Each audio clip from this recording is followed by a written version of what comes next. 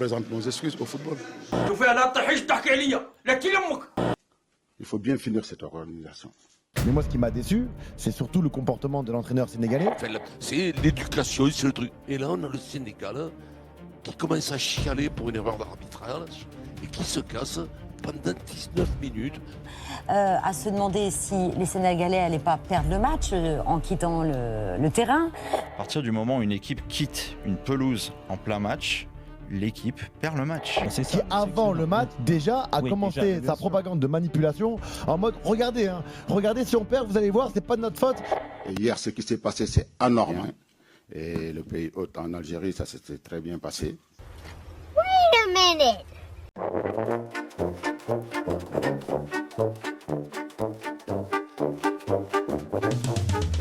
On était vraiment satisfait avec l'équipe locale. Et le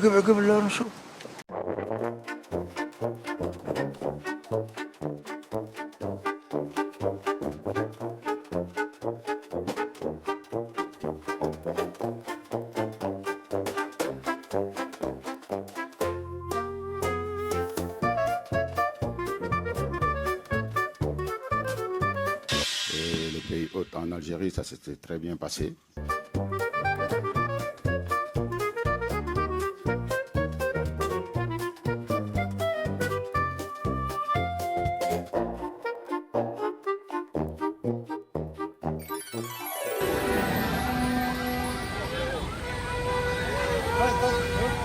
من أيلول عام 1939.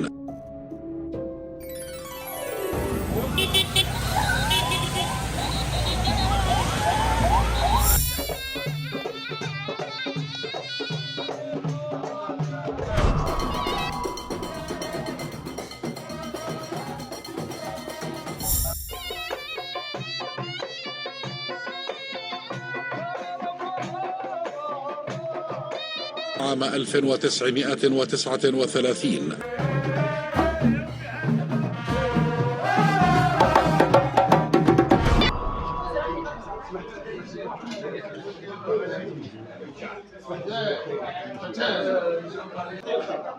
Et le pays hôte en Algérie, ça s'était très bien passé. Et sur côté organisation, tout.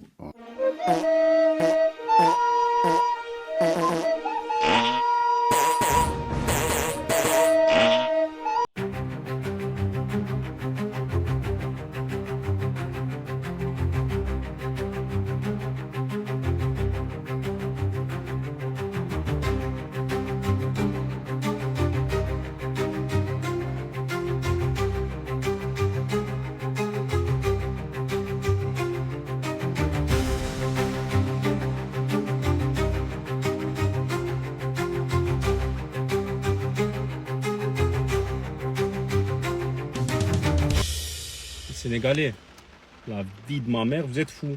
Mes joueurs étaient en danger. Donc vous, les Sénégalais, vous donnez rendez-vous à vos supporters dans un communiqué. Le départ est programmé à 17h depuis Tanger, ville, et une arrivée à Rabat à 18h23. C'est vous qui donnez rendez-vous à vos supporters et après vous vous plaignez qu'il y ait de la foule. Ça déjà c'est de une. Prévenu tout le monde. C'est vous qui avez prévenu vos supporters. Voilà, toute la canne, vous êtes restés à Tanger, dans un hôtel 5 étoiles, avec un accueil magnifique, avec tout, des salles de sport pour vous entraîner, les meilleures conditions. Même dans sa chambre, regardez, ils ont pris une photo. En plus, ils ont pas pris une photo bête de Google, hein. Ils ont pris la meilleure photo, Papa Sassa. Tu sous le bon angle, tu vois, quand il est là, tu sens qu'il est dans le patriotisme. Pour la mettre juste en haut de son lit, mais comment tu veux qu'on soit pas motivé avec ça? On vous a isolé dans le stade de Tanger, toutes les équipes venaient à vous. Vous jouez limite à domicile. Et c'est aujourd'hui, jour de la finale, que vous crachez sur nous, vous avez pas honte? L'hôtel que vous avez hébergé pendant 27 nuits consécutives, 5 étoiles, personne n'a eu un hôtel comparable. Toute la compétition, vous n'avez pas bougé, le même terrain que voici.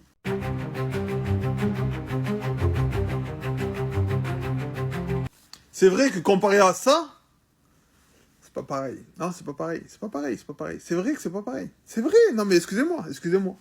C'est nous les fous. C'est nous les fous qui accueillons trop bien les invités.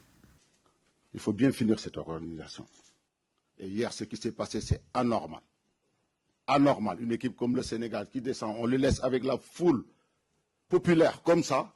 Mes joueurs étaient en danger. Tout pouvait se passer contre des personnes mal intentionnées. Et ça ne doit pas se passer. Surtout entre deux pays frères. Qu'on a toujours dit. C'est important. Merci.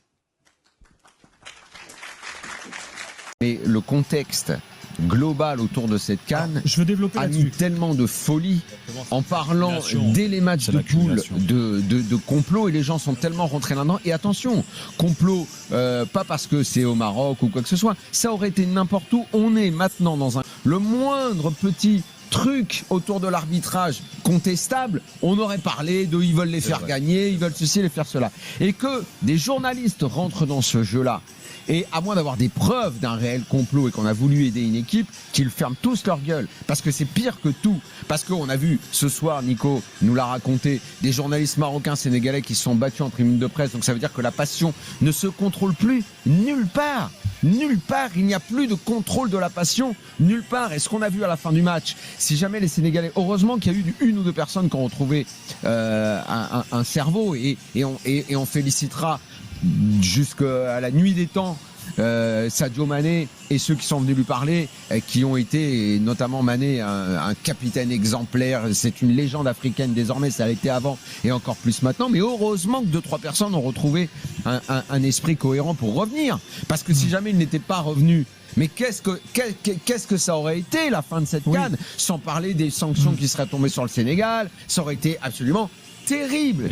Alors, tout ça, c'est le contexte qui le fabrique. Alors le contexte, justement. Et moi, j'arrive à un point de saturation de la passion, je dois détailler dire. un peu là-dessus. Et je pense que Nico est... C'est quand même incroyable ce football. Alors c'est le bordel en Europe, l'arbitrage c'est catastrophique, tout le monde s'en plaint, donc il doit bien y avoir une raison. Je suis pas spécialiste, mais même moi des fois je vois des fautes, des hors-jeux, des trucs comme ça. Là les mecs appellent pas le VAR, ils ont du matériel machin, mais il paraît qu'on peut pas arbitrer au football, c'est différent, il y a 3 règles, on peut pas arbitrer, bon, c'est pas le problème.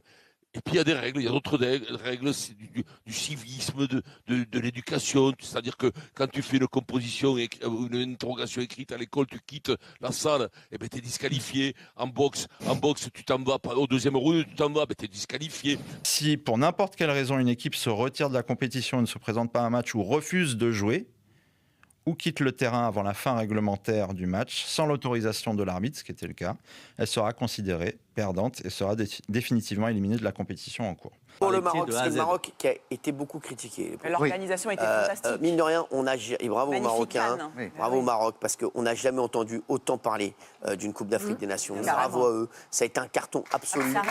Bravo, rien que pour ça.